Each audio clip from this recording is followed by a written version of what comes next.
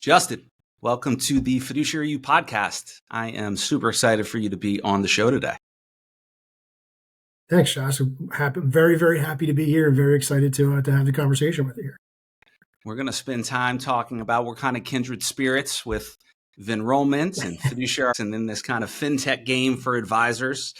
We know kind of the highs and the lows and the challenges and you and I originally met, you, Phil, and I met down at the Ascensus conference for their elite advisors last fall. Yep. We were both booth babes. I'm not sure anybody would describe the two of us like that, looking at both of us, but we were actually right next to each other. And I'd never heard of Venrollment. I don't think you'd ever heard of Fiduciary X. And we just, in between sessions, got talking and kind of, have hit it off and have built a good friendship, but also, I'm very appreciative. I know you speak highly of Fiduciary X and I sing the praises of Venrollment as well. So we're going to talk about a lot today. Looking forward to it, but maybe a good place to start is why don't you just really quickly, what is Venrollment? Yeah, sure. Well, again, thanks for having me here. So what is Venrollment? So we are in the market today as a participant engagement platform. I also kind of like to think about it as a super communication tool for advisors to be able to connect with their plan participants at scale. We do that through predominantly video. We also give advisors the ability to be able to put PDFs on a site, pertinent plan links. So we basically give advisors the ability to create a microsite that's branded to their plan to allow them to communicate at scale. And I got to say, I think you guys have solved, I know back when I had my firm as well, participant education was highly perceived by plan sponsors, but it was just very cumbersome to deliver. We did it because we had to, frankly, not always because we wanted to, because you had to send resources out. You had to dedicate resources. They're out of the office. They had to travel. They had to spend all day in a conference room meeting with people and, providing presentations and doing one-on-ones. And like I said, very, very highly perceived by clients, but probably the least profitable thing that we did. And I think what you guys have built is kind of genius, the ability to be able to take kind of those heavy lift services, if you will, and make them so much more efficient. So how did the idea of Venrollment originally kind of come to fruition? Yeah, so it was actually created by an advisor. So I always like to say we were created by an advisor for advisors, kind of like what you're doing, Josh. Right, same kind of concept. So founder of Venrollment is Phil Fogley. Phil's an advisor out here in the Philadelphia area. He's got a design background and he's got a graphic design background and a computer science background from Syracuse. It just so happens that he works in the financial services industry or in the retirement space. And he had some pain points that he was experiencing with his plans. He was growing his business pretty rapidly, and he had a pretty small team, and it was really just a matter of figuring out how to scale his practice. But also on top of that, it was really just trying to figure out how to be able to get in front of people without having to be there all the time. So he actually had a defense contractor, was a big client of his, and he would go there. He would have to go there quarterly for in-person meetings, enrollment meetings, and half the time he couldn't even get in, couldn't get past security, was taking up too much of his time. And he said, "All right, how can I find a way to get around this without having to devote all this wasted time that I'm experiencing today?" Because I couldn't even get in front of him half the time. So. The first thing he did was he said, "All right, let me do it with video." So he created a video. I think he used a service called Flimp at the time, and it was expensive. Create the enrollment video, put it together, but it wasn't very scalable. So he would, if contribution limits change, you have to go and get the video edited. So it ended up costing a decent amount of money over the course of time. So he had another client that was where he was kind of experiencing the same thing.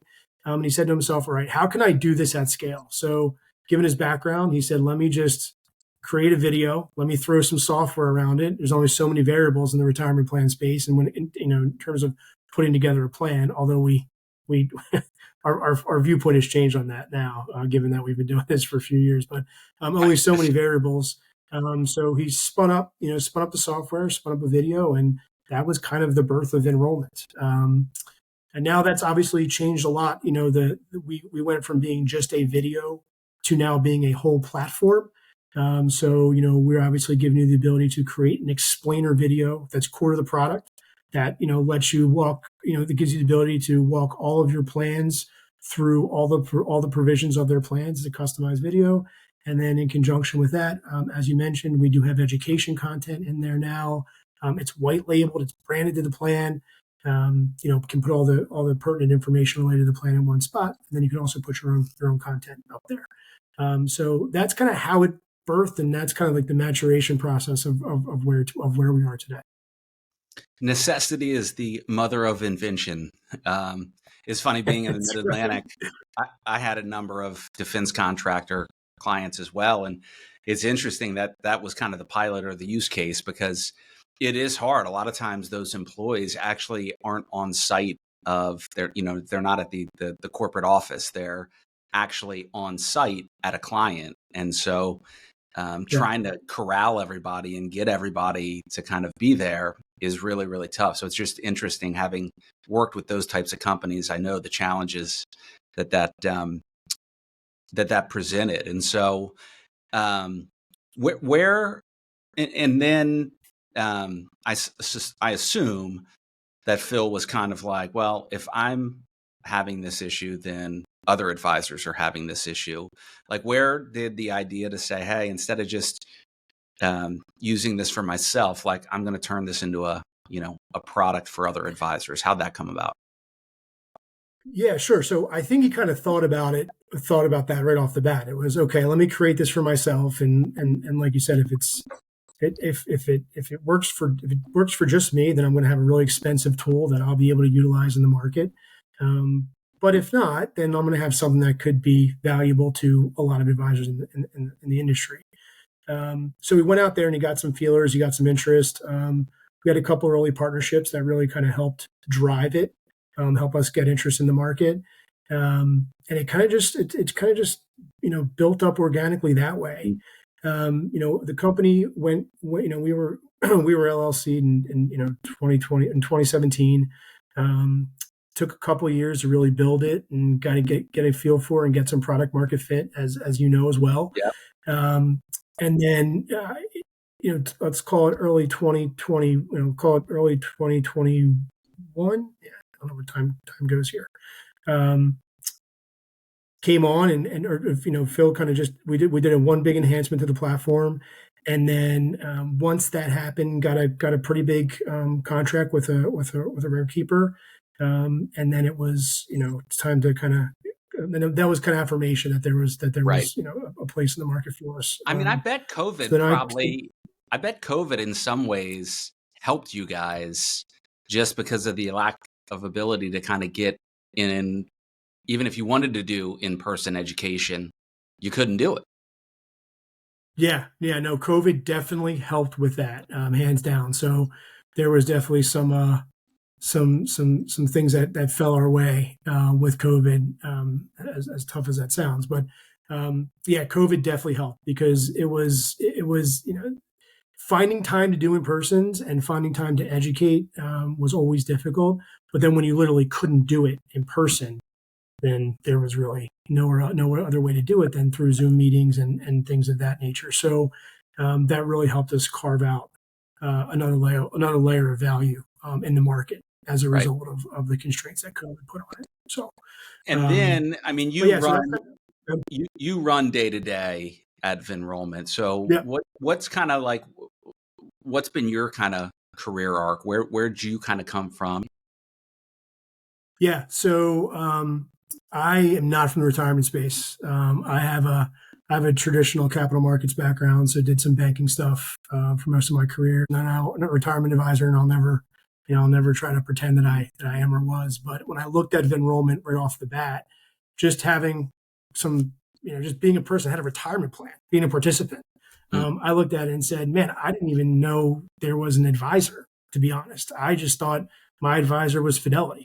And I would love to have had this at my last two companies, because every time I had to try to find an answer to a question, I would just go down a rabbit hole trying to talk to the right person and could never get there.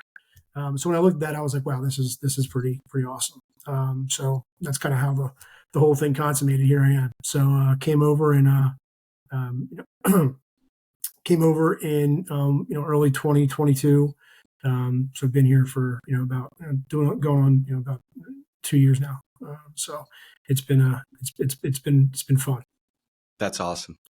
I mean, if I still had an advisory practice, I honestly, Venrollment would be a absolute no-brainer. And it's not, in some ways I think about it, it's not like it's not a kind of a binary. You either use Venrollment or you do, education in person. It's really still can be a both and an and. You do both, but using Venrollment really is the tip of the spear. I think one of the challenges, advisors, the advisor mindset is always, kind of, let me roll my sleeves up and let me do this. But, one of the biggest challenges, and I think a lot of advisors, and that's part of the value prop of Fiduciary RX as well, is, advisors need to get smarter about leveraging investments in technology. And I've talked about this a lot on the podcast, a lot. Wrote an article about it in, 401k Specialist, is that, the advisor of the future, especially if you're maybe a smaller advisor, if you're an independent advisor, you need to start making technology your next hire, and ways that you can focus on highest and best use of time, that you can be more scalable, you can be more efficient, you can be more profitable. And like I said, education was one of the probably least profitable things that we did, just because it required a ton of heavy lifting. And so, I think Venrollment, again, is as one of the tools in the toolbox that advisors, really the advisor of the future, needs to be forward thinking. They need to stay and be focused on staying 2 steps ahead of the game. But I think also thinking about, as I'm building my tech stack or my tech toolbox, what are the tools that I use, to get the job done when necessary. And for many clients, that kind of tip of the spear, Venrollment, that's, probably for a good number of a lot of employees, like that's kind of all they need, or that's the most effort they're going to put forth. They have busy lives. It's going to be hard to get in front of them. And so leading with that as, this is how we're going to use this as the tip of the spear to kind of make sure it touches everybody. And then those employees that self-select and want to engage, in more of maybe a one-to-one fashion, we're there, but kind of resequencing, instead of like, hey, we're going to go out, to them. That's where we're going to start, using Venrollment as the starting point. And then kind of level 2, when people need one-to-one help, they still have me there as the advisor. Well, I'm not naive enough to say, Venrollment is going to replace the in-person meeting. I don't think that's ever going to happen. There's still a lot of value with it, with being able to connect with people in person. But I think from a participant perspective, the attendance is just not there like it used to be pre-COVID. So the question is, if you get 50% of your participants coming to a meeting, how do you touch the other 50%? Especially with sponsors really making that a main area of focus for the value that the advisor is delivering. I do try to read up on some retirement surveys and to keep myself in the game. I think Fidelity came out with a survey that said 57% of sponsors are looking to leave their current advisor just due to lack of communication and engagement and connectivity with the participant base. So how else are you going to touch the participant base if you're doing in-persons, attendance is down at the in-person meeting? What else do you have? So that's really where Venrollment comes in. It's a perfect fit for that. Where the platform does it kind of like you said, right? It gives you the ability to be able to get something very easy, streamlined, clean, basic content education in front of the participant, without having to really spend a lot of time, and also without having to get them in person. So that is really the beauty of the platform. Yeah, and I think in thinking about, I know the way that I always used to look at it was, and some people will fight this, but I think the data's pretty clear. Education presentations where you get everybody kind of in the break room and, you talk about, asset allocation and, savings rates, like it just doesn't move the needle. It's not invaluable in terms of like employee experience, but it doesn't move the needle. And so separating out like education, right? You can do that at scale. You can provide that content at scale, and then keeping your resources for advice meetings. And most firms now aren't even doing advice meetings on site anymore. It's, how do we do this virtually? It's pretty easy to, people can sign up for a Calendly and hop on Zoom and, get those 15 or 20 minute, very personalized discussions. I think you would agree that Venrollment isn't delivering personalized information, unique to every participant through the platform. It's this kind of education at more at scale of information everybody needs to know. But when somebody has an individual question that pertains to them and their unique situation, that's when they can seek out the help of an advisor on a one-to-one basis. And I think that's, what most advisors would say. I don't think advisors love standing in the front of the room and, delivering kind of the canned presentation over and over and over again. And so again, just going back to advisors, separate out education, kind of information for people versus advice that is going to be personalized. But I think one of the other things too, like you said, it's not only about communication from the advisor to the plan sponsor or even to participants. That's part of it. But I think more and more companies, it's all about their brand, right? They want to be, I think most companies, I know I had clients that, struggled at times, to be an employer of choice. They would offer these great benefits. And a lot of times the benefits were either they weren't taken advantage of, or, the employee didn't know the extent of the benefits. They kind of didn't know what, they didn't know how good they had it. And so the ability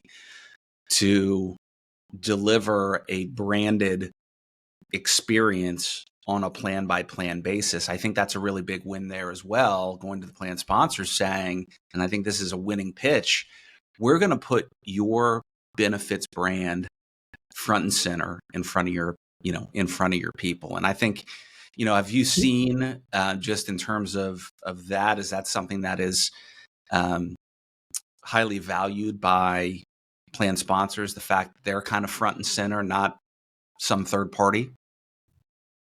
Yeah, we get the feedback all the time. The sponsors want a white labeled solution. I know there's a lot of third party information going into plans, right? Predominantly through the record keeper, and and the record keeper information is important. There's some really nice tools out there, and the technology is some technology is really good. So I'm not trying to hammer the record keeper, tech at all, or the record keepers in general. But most what we hear is that most sponsors want a white labeled solution. That's driven by the advisor. That's all organized in one place, right? So we give you the ability to take the sponsor logo, you drop it in the platform. We have a bunch of different color palettes. You can make it look all branded.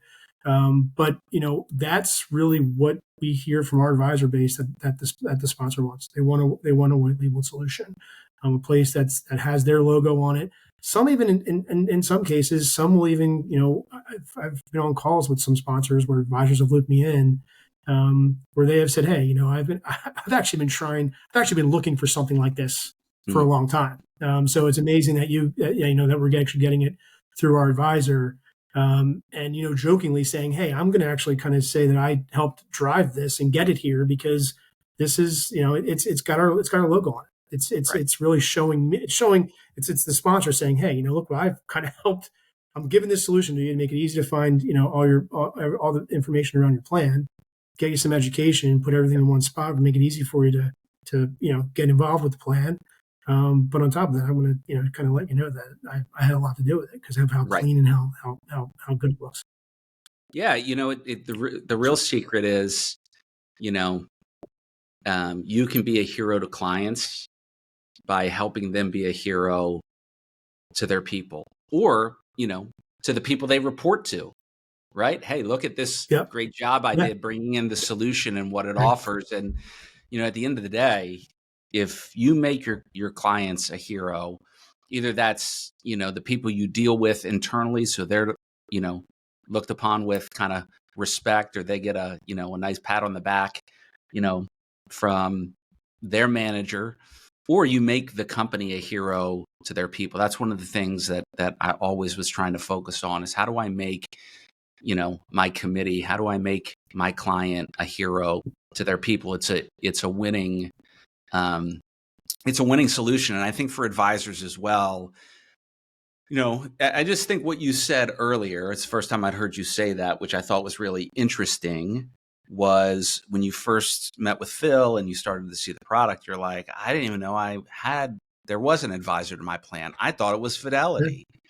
And so just in thinking about that, I mean, the reality is there's kind of an arms race for content and education and all of that, and everybody provides it. But as the advisor, do you want, your client and the people who work for your client, do you want to be an afterthought? Do you want to not even know in some cases that you even exist because they're thinking about, when they think of the 401k plan, they think of Vanguard or they think of Fidelity or they think of Empower, or they think of Principal. You want to put yourself in a position where, people are thinking of you. That's how you kind of avoid getting replaced from that perspective. So, what about? And there's a lot of residual benefit. I didn't mean to cut you off, Josh. But there's a lot of residual benefits with that too, right? I mean, outside of just what you're speaking to, totally. I mean, that's a really, you're keeping yourself in front of the sponsor, keeping you top of mind. But I mean, outside of that, you're getting in front of the participants as well.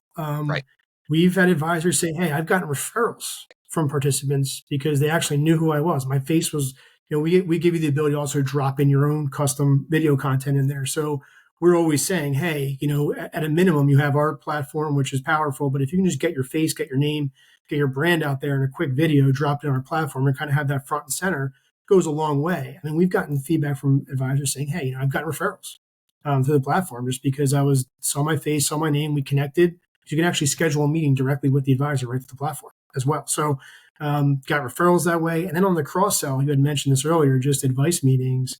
We have a lot of advice meetings happening as a result of the platform. The platform gives advisors the ability to be able to mine all the participants across all your plans. So, you can drop a Calendly link right in there and have schedule meetings right there. So definitely top of mind. That is top of list. But also, the residual benefits of that personalization, residual benefits of that branding on the advisor side when it comes to just new business as well as on the cross sell. Right.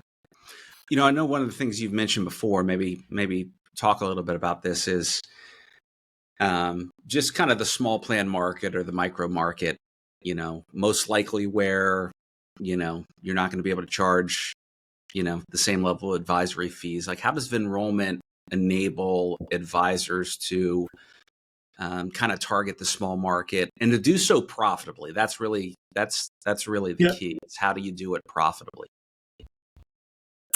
Yeah. So, obviously there's a massive focus on the small plan market, just with the state mandates and also from, advisor perspective of how do we attack this and do it in a way that it makes sense as well, makes sense for all of our clients, but also for us too. So,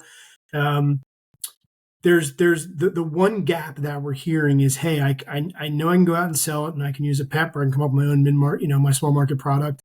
But the question that everyone really goes to is, how do we service these at scale? Because we're going to be bringing a lot of them in. What do we do to service them? We can't hire staff. We can't incur too much. We can't take up more of our time of our current staff. And then, how do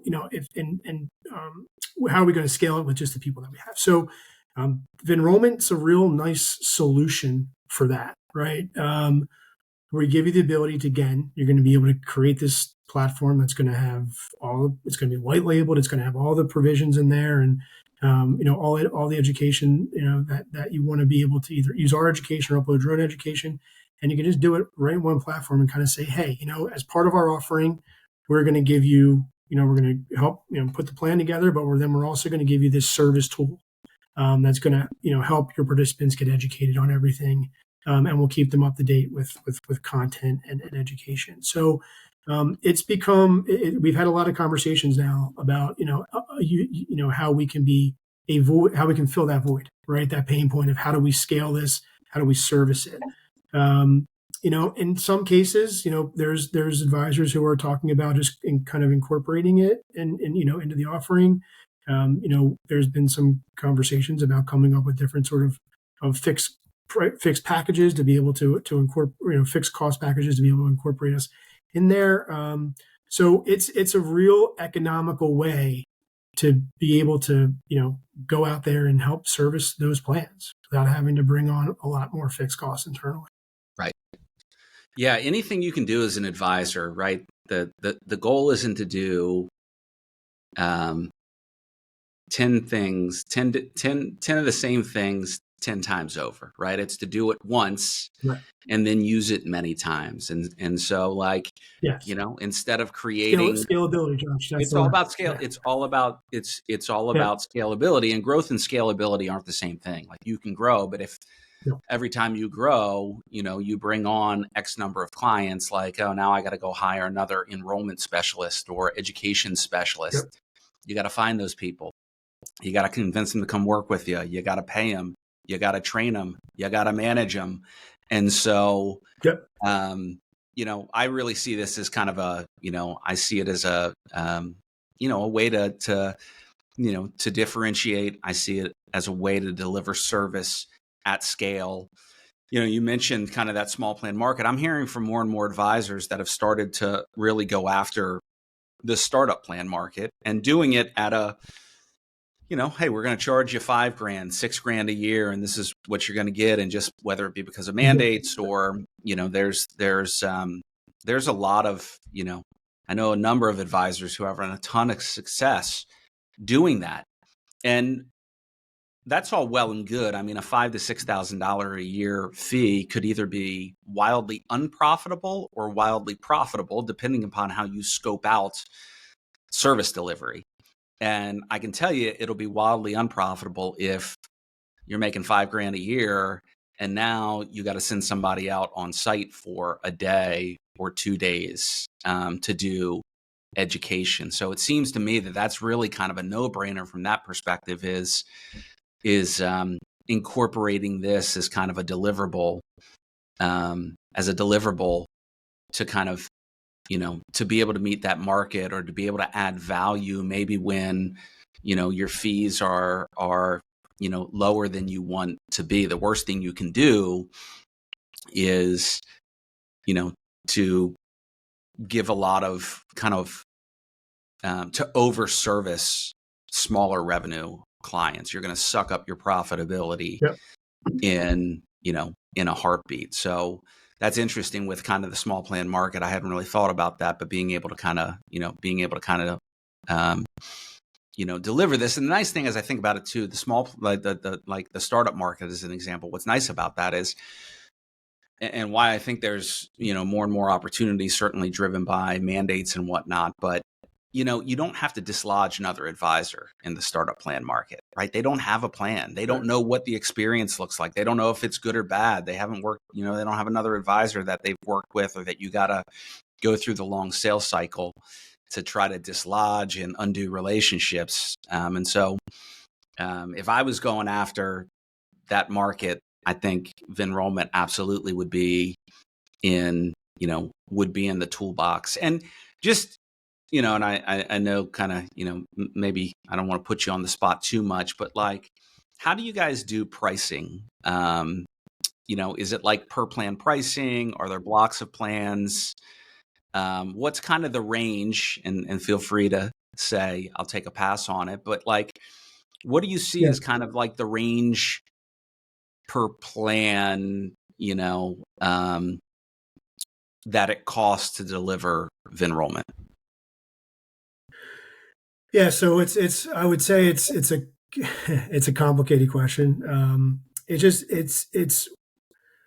So we have our pricing model today where we sell, chunks of, let's say we have a 50 plan package and a 100 plan package, and we have a retail price on that. And then I think the way that we're kind of thinking about it is, or the way that we do it is, the more you buy, the more economical that price per plan gets. So if we think about this from just an enterprise perspective, and kind of how I'm thinking about, the small plan market as well from an enterprise perspective, depending on how many plans they are, we can get it to be pretty economical. So that's kind of how we have our pricing model, right? Because we do have some independents come in and just say, hey, I'm 50 plans or I have 30 plans, what's our price on that? And we have a market rate for that. And then, as the bigger you get, the more you scale your business, the better per plan price we can get. Sure. But I mean, I kind of,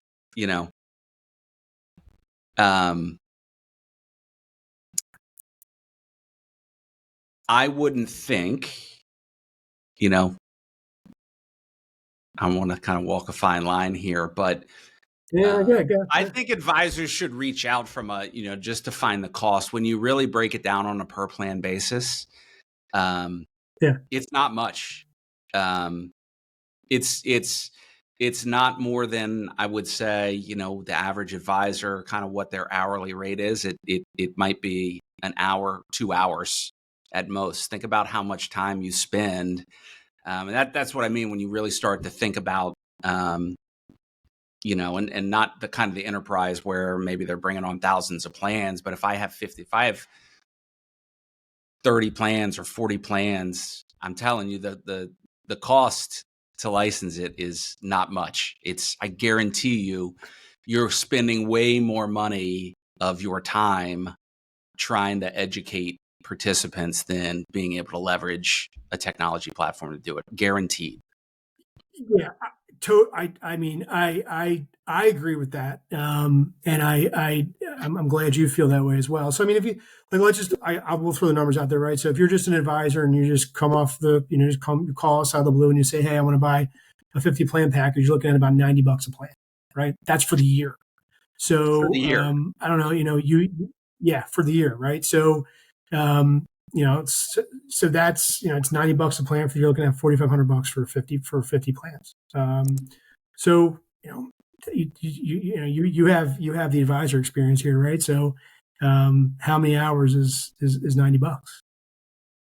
That's what I'm saying. It's nothing. If you're, if you're the advisor doing it, you're going to spend more than $90 on your drive to meet with the client. I'm telling you, like that is, and it's funny to me sometimes advisors, like I always say that they'll spend $1 to pick up a nickel. Like sometimes they don't understand that, like, what's the value? You really need to know the value of your time. And then now you can start to say, okay, where do I want to focus my highest and best, my highest and best use? I mean, even if you think, let's just say you've got an education person.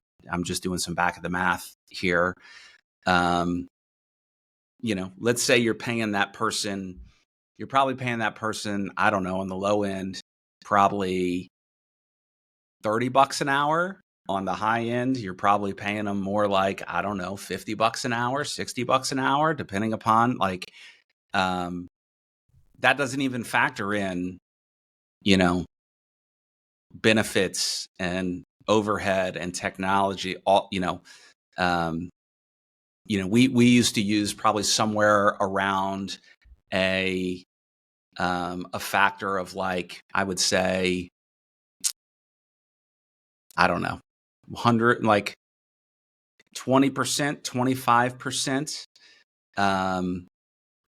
over whatever we paid. So if we paid somebody $100,000 a year, it really cost us, I don't know, 120, 125, 130 when you factored in everything we had to do, healthcare and retirement and, subscriptions and all of that. So when you really think about that at kind of $90, and let's just say you're paying somebody, when all's said and done, it's $40 an hour. That's what their kind of, unit of cost is to the firm. It's essentially 2 hours a year. I mean, that's literally in a lot of cases going to be travel time. Yeah. And that's why I say it's that's why I say it's I don't know how you haven't captured every advisor in America at this point. It's funny because we, guys. Let me come sell for you guys, man. I'll sell the heck out of this. I'll sell the heck out of it. You're already doing a great job today. Thank you. I just think it's funny. It's a no-brainer. No, we really appreciate it. I appreciate all the support. That's the one thing you hear now. So we have an analytics platform in the software, so you can track who's looking at what, and you can track engagement, and you can track unique visitors, and there's really ways to kind of ROI it if you want. The one thing that advisors say is they have the toughest time of ROI, but they know it's probably one of the big value props, if not the biggest. Exactly what you're talking about. It's just the time savings, not having to do one. If you can say, hey, we've had advisors say, hey, I used to have to go to my client 4 times a year, get on a plane, go. I introduced Venrollment. I don't have to go twice now. So that suffices. So, we hear those stories, but that's the one thing that I can't quantify just because we're doing back of the envelope math and trying to come up with some numbers. Yeah. But that seems to be one of the biggest value props that out of the the retention and the new sales and things of that nature. It's the time savings, the scalability, it's the increase of productivity. So you guys provide analytics within the system as well. Who's looking at what and what types of content and stuff like that? Yes, you can actually. So again, as I mentioned, most of our platform is pretty much video content and PDFs and links. So we have an analytics platform that lives within the software where you can track how many unique visitors at a plan came into the platform. How many times the link to the platform was clicked on over the course of a period of time? How many times a video was watched? How many times the video was watched from beginning to end? And you can actually come up with a report that you can even download into a PDF. The system can do it for you. That you can just deliver to the sponsor and say, "Hey, look at this extra layer of value that I'm giving you." Yes, I'm still doing my in-persons, and I may have cut them back a little bit, but look what this tool is doing in terms of engagement across the plan. So we just added. That's actually a really. I didn't know you guys did that, but being able to do that, now I can go back and summarize and show to my clients. One of the interesting things is, I'm just kind of spitballing here, is now I can maybe go back and say, hey, we've got employees, this is the most popular topic that they're looking at. So maybe we want to do something maybe a little bit more one-off, or maybe to the benefits team. Did who knows, maybe you do a video around like emergency savings or something like that, some education, and it gets a high uptake, being able to go back and saying, hey, there's a lot of engagement around this. Maybe this is something that, you should be looking to offer. There's a lot of value in being, and let me say this, like for all the listeners, like I do not get paid by Venrollment. I just think it's I think it's a pretty legit product.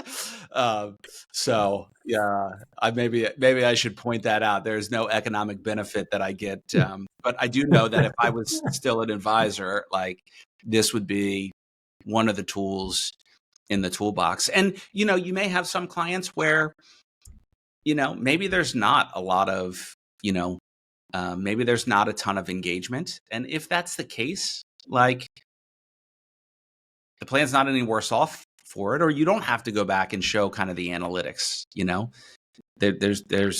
can kind of use it selectively as necessary. What are you guys doing? I know you had mentioned when we were kind of prepping for the call as well.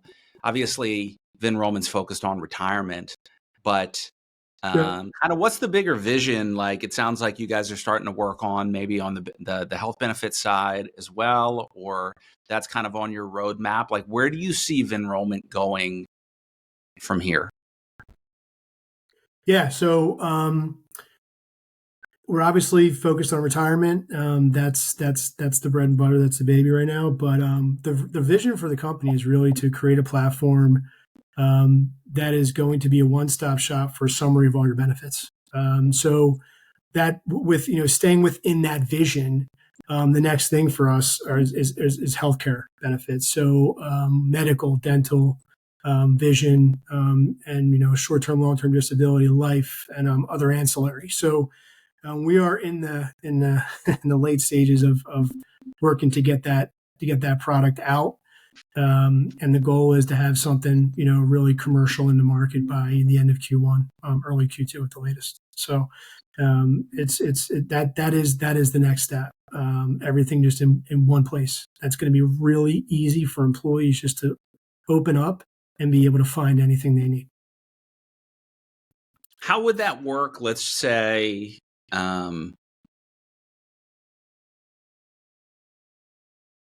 let's say I'm the retirement advisor and I don't do employee benefits, but my client wants to be able to leverage, because you obviously don't want probably two Venrollment site like products that employees have to log on to. No, we would. It's a good question. So we would work with if the retirement advisor wants to connect us with the broker on the benefit side via the sponsor, or however that communication works, or however that connectivity would work. We would be intro to the broker on the benefit side, figure out the economics there, and then integrate the two platforms. So the goal would be then, it would be just to get the connection on the benefit side, and then bring the two pieces of business together in one centralized location. And that's, again, this is preliminary thinking. We're trying to still get all this kind of framed out. But I can see you sweating. I'm like putting you on the spot, bringing this up and talking about this now. Yeah, no, I mean it's actually it's a really good question, and it's stuff. It's something we're still trying to flesh out a bit. But there would be a way to integrate both. Whether let's say you're the advisor, I'm the broker, and you have it in the plan. Then I would just come in and kind of just we make the connection and figure out a way to integrate it together. Yeah, interesting. What's been, let's pivot a little bit. What's been your biggest challenge because you said you didn't come from the retirement side. So what's been kind of the biggest challenge for you getting into this? Yeah. So I think, it's just trying to learn a new space, and there's a lot of really smart people in this space who have a lot of, a lot of expertise, and like yourself, right? You did it for a long time, and you can kind of talk me in circles around the retirement space. But I think for me, it's just really just trying to just understand, what are the pain points for advisors, understand, what are pain points for the industry, what are pain points for the sponsors, and really just trying to connect them all together. That's been the hardest part. Again, for me, Venrollment, it's and you've highlighted today, it's not the hardest. It's a pretty simple thing, but just drives a ton of value in itself. So being able to go out there and tell advisors why it's important, that hasn't been that difficult. But it's really just getting understanding of the space and the pain points that exist in the industry, and then being able to kind of connect it all together. It's been a little bit of a challenge, but everyone's been great. I meet a lot of great people along the way, like yourself, who help educate me. It also it's great that Phil is here, and he's an advisor and he's got his expertise and great at what he does.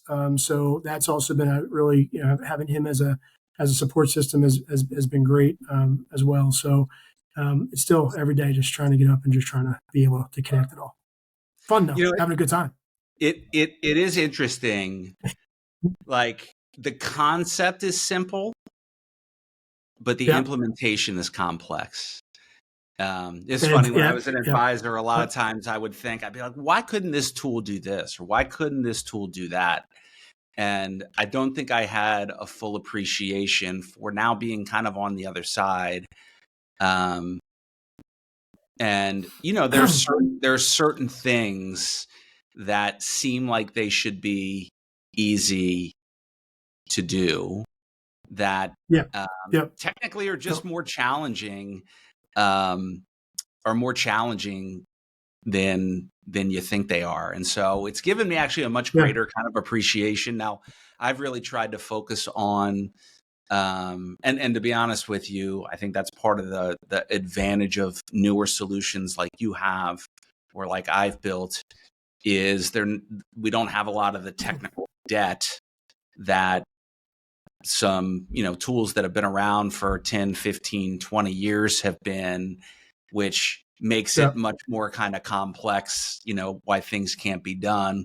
I mean, I don't know, under the hood on Venrollment, but I know with what we've kind of built with Fiduciary X is we have an advantage. We don't have a lot of technical debt, that just a lot of legacy stuff, which makes it easier. But I think the real, it goes back to the value for advisors is like, the real genius is when you can find simple solutions to really complex challenges. And so,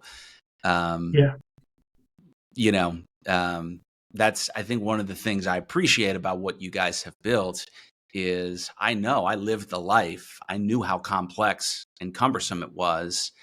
And you guys have made it simple, a lot simpler than it actually is when you try to kind of implement it. Yeah. I mean, and that's really, I mean, what are we talking about? We're talking about that we had this, a lot of this conversation has been around helping advisors find time and scaling and all of that stuff. I mean, that's a big part of this for us. It's a really important part of it for us. Obviously, it's the white labeling and it's educating and all that stuff, and they're huge. They're obviously very big value props, but really just making the advisor's life easier. That's really what we're trying to focus on. So whatever we think it's pretty easy to get up and running. We're constantly trying to find ways to make it easier. It's funny. We did a search on. We did a search. We did like an analytics review on this, and I don't know how perfect the numbers are, but from the time an advisor hits create on our platform to create a plan and puts all the information in, and to the time they actually hit create the video, it's about right around 10 minutes to be able to go in, have your adoption agreement out, plug everything in, put all the branding in. But it seems like it to me, again, not working in the space, I say, well, 10 minutes, I can create this whole thing. But that's still, there's still 10 minutes of an advisor's time. You take that and you multiply it by, call it 30, 40, 50 plans, whatever it may be. That's time. So yeah, it's saving a lot, but we're out there trying to figure out how to ways we can even cut that back. What can we do to make the process even easier?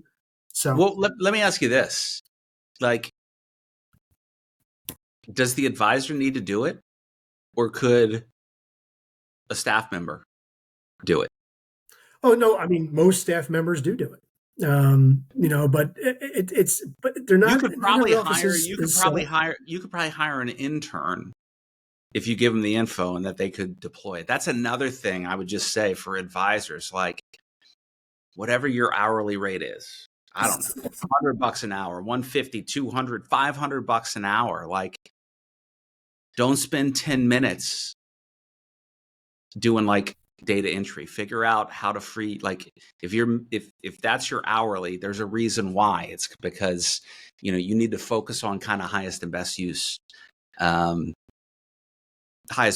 time. And so that's the other thing I would say is like, figuring out how to kind of delegate. And again, just kind of a learning lesson for advisors. Like, you don't have to do every single thing yourself. I see some advisors that are really good at this. They're awesome at delegating. And I see others that they feel like, oh, I gotta do everything. And the key to building an efficient, scalable practice is like, what you need to do is focus on your highest value activities and then delegate out and outsource, lower value activities, lower value in terms of what your abilities are. That doesn't mean that they're low value, but you could have somebody, else. You have somebody else doing that. One question I did have was, and I don't know if you have any, if you've heard any kind of feedback. What's the reception like? Let's say I have like an education specialist on my team, somebody who like their job is to go out and do these education presentations. And then I come to them and I'm like, hey, we've got this new platform we're going to leverage, like Venrollment. Do you find that those folks, are they threatened by it, or are you able to convince them like, hey, look, you can actually, this is going to empower and enable you to kind of accomplish the goals you're tasked with. And now maybe you can focus on, more higher value activities within your own kind of responsibilities. It's a really good question. And I always think about it because, if I speak to if I speak to a firm where there's a setup where there is an advisor and an education specialist, again, it's not, to me, there's not as many setups like that as I would think. But when I get, interest in our product and there is an education specialist on the team, that initial call is typically the advisor and the education specialist. They get looped into the beginning. And a lot of times if the education specialist is on that call, the sale is actually easier. Because the education specialist is kind of just saying, hey, I'm going out there, and it's what I said earlier, I'm going out there spinning my wheels trying to get in front of these people. I'm doing these in-person meetings, but I'm still not touching enough people. So this actually gives me the ability to be able to go out there and hit those people that I'm not able to get in front of. And that's a big part of their job. So it's an additional value add for them and for what they do to be able to have this. Yeah, I think that's an interesting kind of perspective and insight, and really thinking as an advisor or a practice leader, at the end of the day, it's about, the goal is achieving outcomes, whether it's in your practice or whether it's for clients. Usually they're kind of tied together, but giving your people the tools they need to be more successful.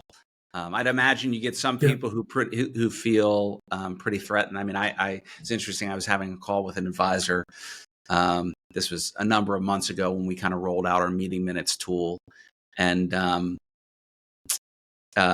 they had a service person that they had a hard time, like, within Fiduciary X, you can do minutes in like under 5 minutes. Normally that takes like, I don't know, 30, 45 minutes, an hour, depending upon. And the one person they said, like, the person who was responsible for the minutes, like, was really kind of struggling and pushing back, because they're like, well, this is just the kind of the way that I like to do it.